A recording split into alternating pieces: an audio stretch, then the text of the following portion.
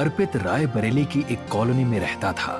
उसके घर में थी उसकी पत्नी गीता और जवान बेटी मायशा। अर्पित कार के पार्ट्स बनाने वाली एक कंपनी में काम करता था। 5:30 बजे वो नाश्ता करने बैठता।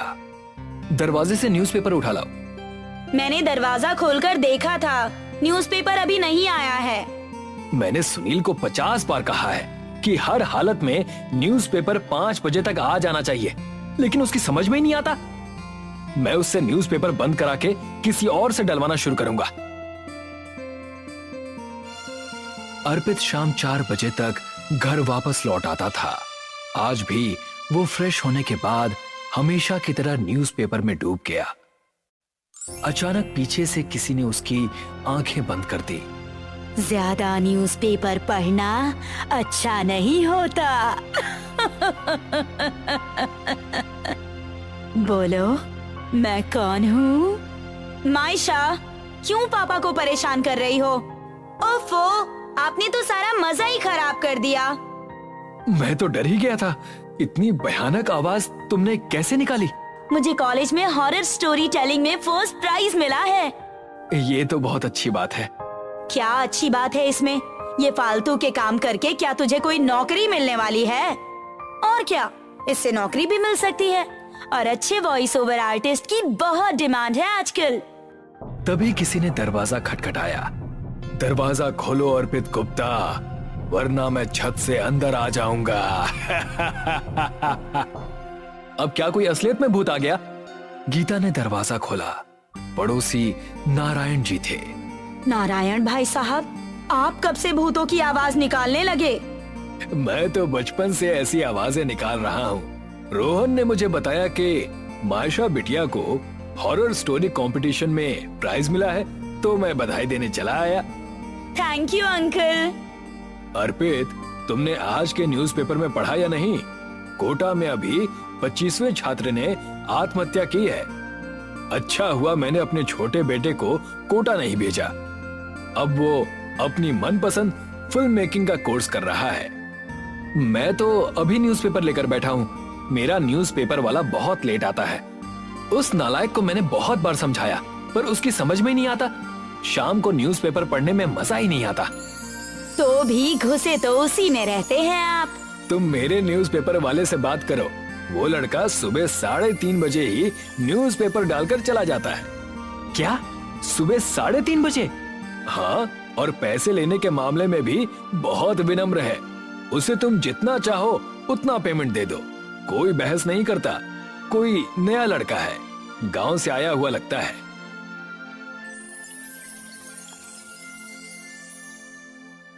अगले दिन अर्पित रात में 3 बजे उठकर सड़क पर खड़ा हो गया और न्यूज़पेपर वाले का इंतजार करने लगा। अचानक हवाएं तेज हो गईं, आंधी जैसी चलने लगी। लगता है मौसम खराब होने वाला है। हवा में उड़ते हुए एक न्यूज़पेपर अर्पित की तरफ आया। न्यूज़पेपर ने अर्पित के चेहरे को पूरा लपेट लिया। अर्पित का दम घुटने लगा।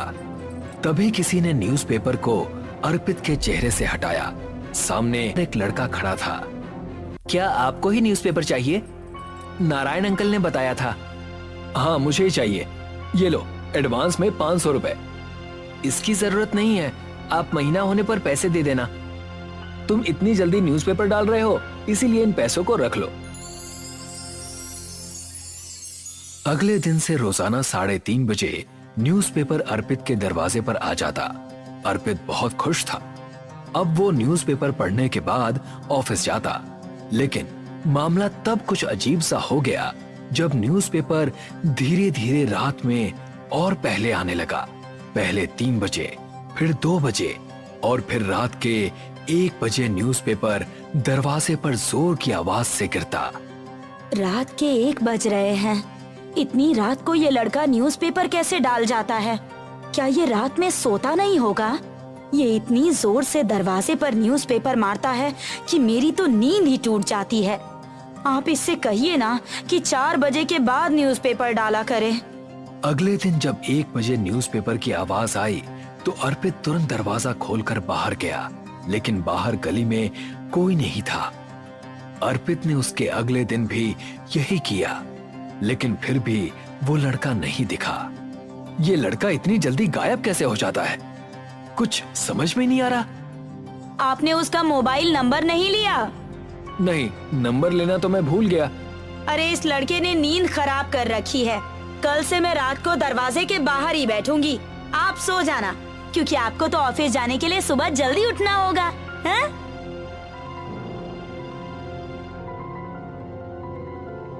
अगले दिन गीता दरवाजे के बाहर बैठ गई। 1 बजते बजते उसकी आंख लग गई।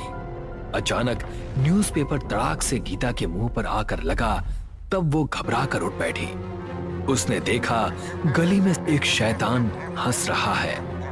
गीता तुरंत भागकर अर्पित को जगाने गई। उठिए, 1 मिनट बाहर चलिए।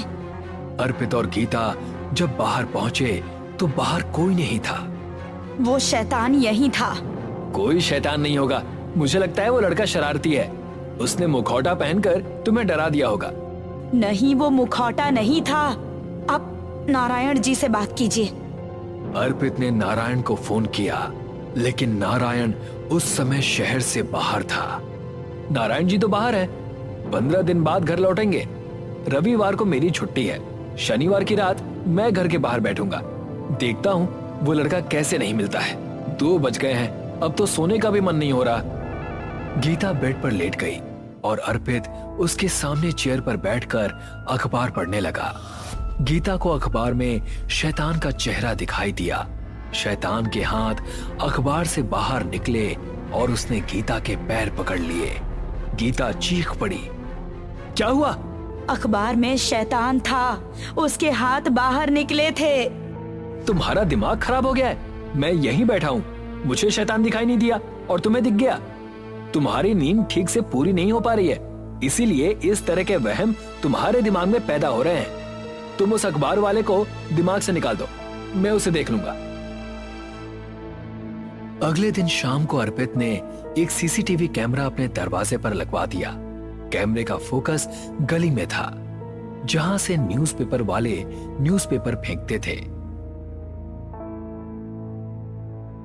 अगले दिन ऑफिस जाने से पहले अर्पित ने सीसीटीवी फुटेज चेक की। वीडियो में बिना सिर का एक धड़ अखबार डाल कर गया। देखिए, ऐसा दृश्य कभी आपने देखा है क्या? लेकिन ये शैतान तो नहीं है। शैतान नहीं है, लेकिन इसका सिर कहाँ गायब है?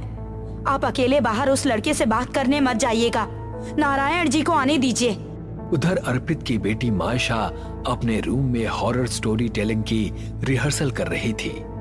पीटर और गरिमा अपने बेसमेंट में गए। वहाँ एक बक्सा रखा हुआ था। बक्से का ढक्कन ऊपर नीचे हो रहा था। पीटर और गरिमा डरते डरते बक्से के पास पहुँचे और उन्होंने ढक्कन उठाया। वहाँ पर एक भयानक चुड़ैल खड़ी हुई थी और वो चुड़ैल बोली, मुझे तुम दोनों का सिर खाना है। मायशा के कमरे में एक बक्सा रखा हुआ था। उस बक्से का ढक्कन ऊपर नीचे होने लगा। मुझे बाहर निकालो, मुझे भी कहानी सुननी है। लगता है पापा इस बक्से के अंदर छुपकर बैठे हैं। और मुझे डरा रहे हैं। मायशा ने बक्सा खोला तो शैतान खड़ा था।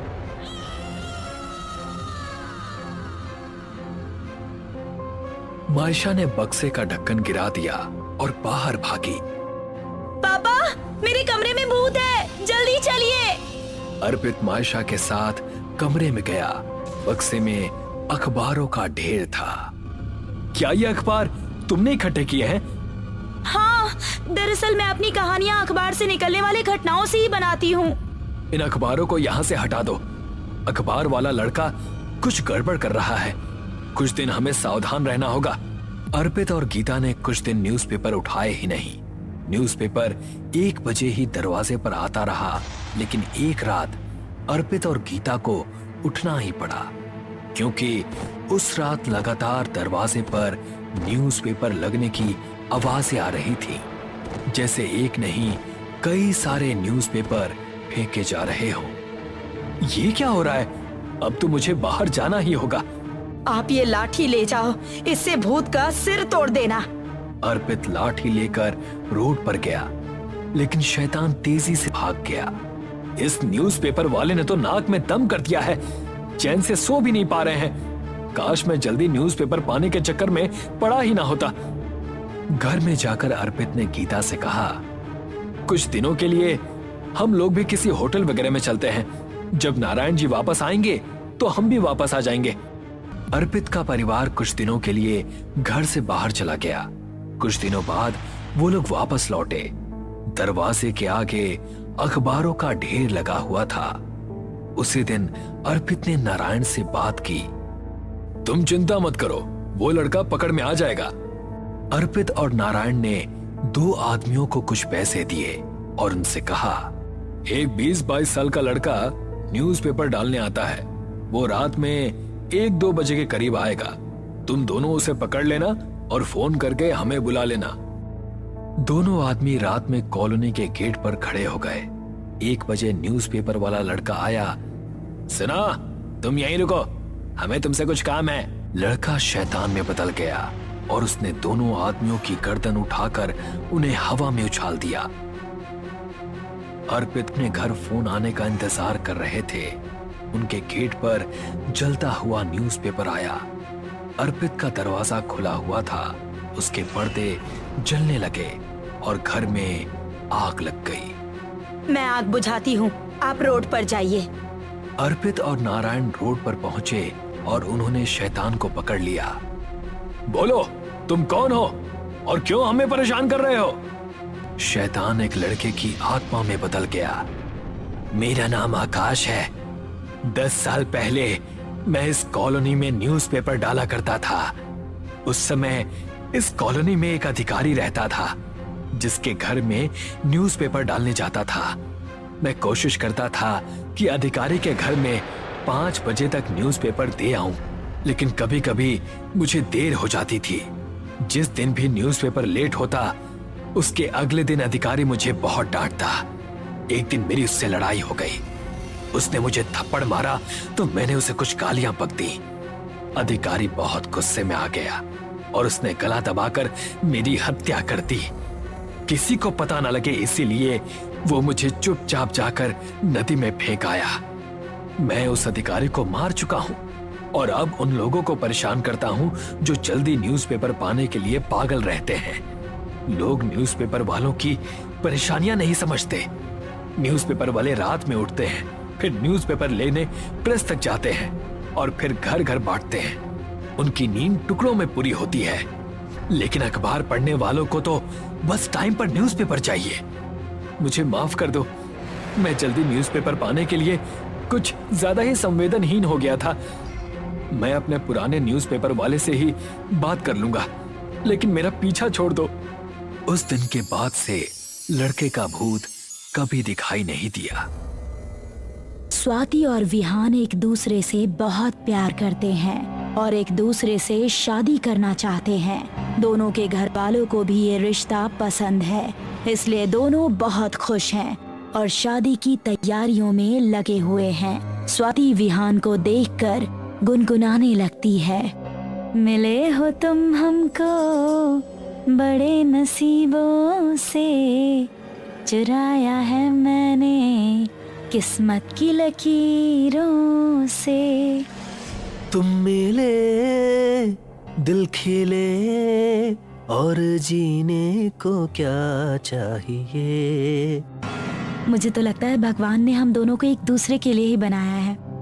मुझे भी यही लगता है, पर क्या हम दोनों शादी करने से पहले एक दूसरे को जानने के लिए 1 महीना साथ में रहें? हाँ, ये ठीक रहेगा। एक दूसरे को सही से जानने के लिए एक दूसरे के साथ वक्त बिताना जरूरी है। तुम कोई गेस्ट हाउस देख लो, मैं घर वालों से बात कर लेती हूँ। विहान एक गेस्ट हाउस में रूम बुक करता है और स्वाति के साथ वहाँ रहना शुरू करता है। वैसे तो गेस्ट हाउस एक बहुत ही सुनसान जगह पर है, पर गेस्ट हाउस के पास में ही एक बहुत बड़ा जू है। अरे वाह, तुमने तो बहुत ही खूबसूरत जगह ढूंढी है। अब इतनी खूबसूरत लड़की के साथ रहना है तो जगह भी खूबसूरत देखनी पड़ेगी ना। तुम बातें बहुत अच्छी कर लेते हो। जिंदगी भर मुझे इसी तरह अच्छे से रखोगे ना? हाँ हाँ, क्यों नहीं, बस तुम मेरा साथ कभी मत छोड़ना। स्वाति और विहान दोनों एक दूसरे के साथ रहना शुरू करते हैं और एक दूसरे को जानने की कोशिश करने लगते हैं। दोनों घूमने के लिए जू में जाते हैं। अरे वाह, कितने प्यारे कबूतर हैं। मन तो करता है कि इनको अपने साथ ही ले जाऊं। प्यारे हैं, इसीलिए किसी की नजर लग गई है इन्हें साहब। मतलब हमारे कबूतरों को। कल से कई सारे कबूतर गायब हो गए हैं। अरे यहीं कहीं होंगे, आप खामखा इतने परेशान हो रहे हैं। नहीं साहब, बहुत ढूंढा हमने पर कहीं नहीं मिले। आज तक कभी भी इस तरह से कबूतर गायब नहीं हुए थे, सिवाय तब के जब इस जगह पर एक प्रेत आत्मा का प्रकोप हुआ करता था। प्रेत आत्मा? ये क्या बकवास है? आज के इस मॉडर्न जमाने में भी आप इन सब चीजों में बिलीव करते हो? जब अपनी आंखों के सामने से जानवर गायब होता देखिएगा ना, तो आपको भी भरोसा हो जाएगा मैडम। स्वाति और विहान जू में घूमने के बाद अपने रूम के लिए निकल पड़ते हैं। रात काफी हो चुकी है, इसलिए दोनों ही घर पर आने के बाद गहरी नींद में सो जाते हैं। दूसरी तरफ चौकीदार को जू में एक काला साया घुसता हुआ दिखाई देता है। कौन है वहाँ पर? मैं पूछता हूँ, कौन घुसा है इतनी रात को जू में? वो साया चौकीदार की बात को अनसुना करके सीधे कबूतर खाने की तरफ चला जाता है और वहाँ से कबूतरों को निकाल कर खाने लगता है। तभी चौकीदार वहाँ पर आ जाता है। चौकीदार देखता है कि वो किसी औरत का साया है जिसके लंबे धारदार दांत हैं। वो अपनी टॉर्च से उस साए पर लाइट मारता है और जोर से चिल्लाता है, छोड़ दो कबूतरों को, नहीं तो मैं अपनी लाठी से तुम्हारी गर्दन तोड़ दूंगा। मैं कहता हूँ छोड़ दो। वो चुड़ैल जब कबूतरों को नहीं छोड़ती तो वो अपनी लाठी से उसके सिर पर वार करता है। यहाँ पर हो रहे शोर शराबे से गेस्ट हाउस की लाइट जल जाती है, जिसे देखकर वो पिशाचिनी वहाँ से भागने लगती है और वो गेस्ट हाउस की तरफ भाग जाती है। चौकीदार उसके पीछे पीछे गेस्ट हाउस तक पहुँच जाता है और विहान का कमरा खटखटाता है। उठ जाइए साहब, आपके रूम में खून पीने वाला पिशाच घुस गया है। चौकीदार की आवाज सुनकर विहान उठकर बाहर आता है। कहाँ है पिशाच? रूम में तो मेरे और स्वाति के अलावा और कोई नहीं है। लगता है आपको कोई गलतफहमी हुई है। नहीं साहब, मैंने अपनी आंखों से देखा है, वहाँ कोई औरत जैसा ही था। कहीं आपकी होने वाली बीवी तो।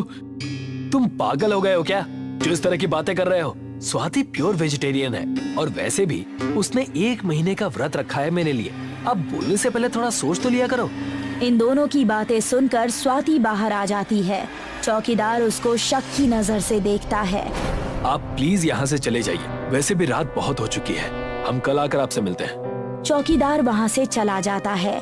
विहान और स्वाति अपने कमरे में सोने के लिए चले जाते हैं। रात बहुत हो चुकी है, इसलिए चारों तरफ घोर अंधेरा छाया हुआ है।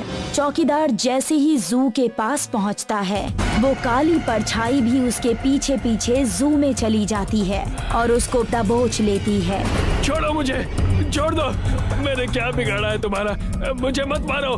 वो पिशाचिनी चौकीदार के गले पर अपना नाखून गड़ा देती है।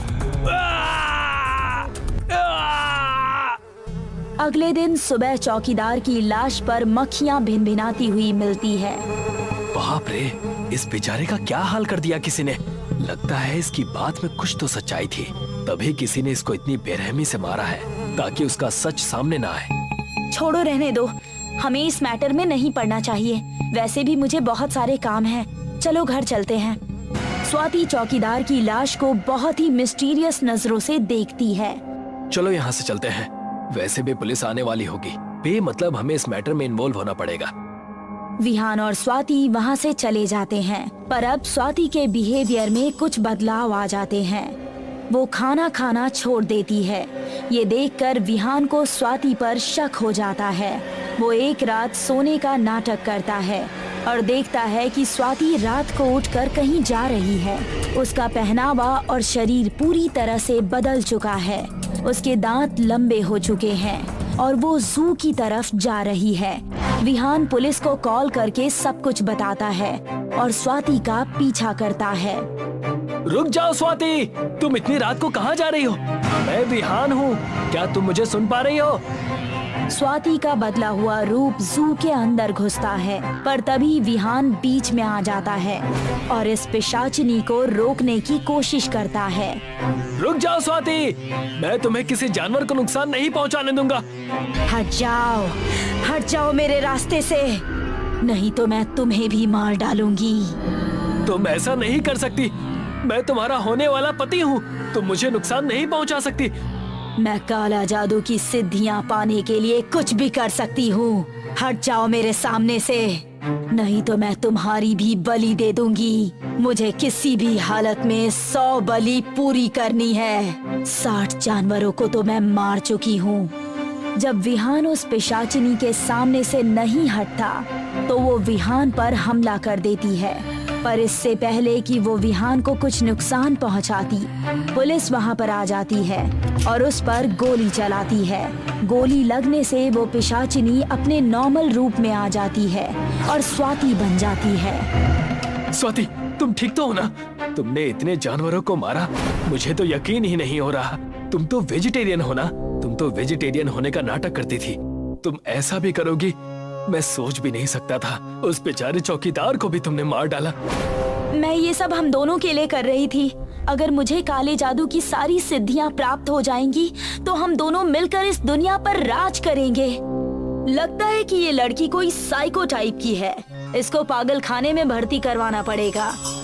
मैं पागल नहीं हूँ विहान, प्लीज मुझे मेंटल हॉस्पिटल मत भेजो। मैं ये सब हम दोनों के लिए ही तो कर रही थी। और लेडी इंस्पेक्टर स्वाति को गिरफ्तार कर लेती है और पुलिस अपनी गाड़ी में स्वाति को मेंटल हॉस्पिटल के लिए ले जाती है। स्वाति को कौन सी बीमारी है? वो जानवरों का खून क्यों पीती है? रात होने पर उसका रूप क्यों बदल जाता है? क्या वो काला जादू जानती है? इन सभी सवालों के जवाब जानने के लिए जुड़े रहिए इस कहानी के अगले पार्ट में हमारे साथ।